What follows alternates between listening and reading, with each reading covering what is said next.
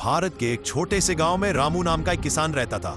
उसके घर की हालत भी बहुत खराब थी। फिर भी रामू हर सुबह सूरज निकलने से पहले उठता, भगवान का नाम लेता और अपने खेत की ओर निकल पड़ता। गांव के कई लोग उसे देखकर हंसते थे।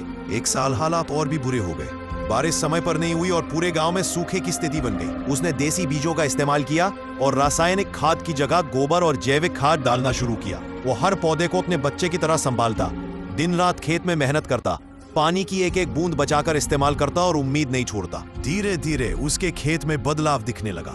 जहां बाकी खेत सूखे पड़े थे, वहीं रामू के खेत में छोटी छोटी हरी खोपलें उगने लगी। ये देखकर उसका मन और मजबूत हो गया। उसने और मेहनत की। कुछ महीनों बाद उसके खेत लहलहाने लगे। गांव के लोग हैरान थे कि जिस किसान को वे असफल मानते थे, वही आज सूखे में भी हरी फसल उगा रहा था। जब फसल पककर तैयार हुई तो उसकी गुणवत्ता बहुत अच्छी थी। व्यापारी दूर दूर से उसकी फसल खरीदने आए और उसे सही दाम मिला। रामू की आंखों में खुशी के आंसू थे। उसने सबसे पहले अपना पुराना कर्ज चुकाया।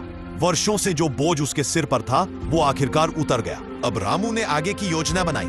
उसने सीखा कि केवल मेहनत ही नहीं, सही जानकारी भी जरूरी होती है। उसने खेती के नए तरीकों के बारे में जाना, मिश्रित खेती शुरू की और अपने खेत में एक छोटा तालाब बनवाया ताकि पानी की समस्या न हो। धीरे धीरे उसकी आमदनी बढ़ने लगी। समय के साथ रामू की जिंदगी पूरी तरह बदल गई। लेकिन रामू ने कभी अपने संघर्ष के दिन नहीं भुलाए। उसने तय किया कि वह अपने गांव के अन्य किसानों की भी मदद करेगा। वह उन्हें सही खेती के तरीके सिखाने लगा, देसी बीज बांटने लगा और जरूरत पड़ने पर बिना ब्याज के पैसे भी देता। गांव में धीरे धीरे खुशहाली लौटने लगी।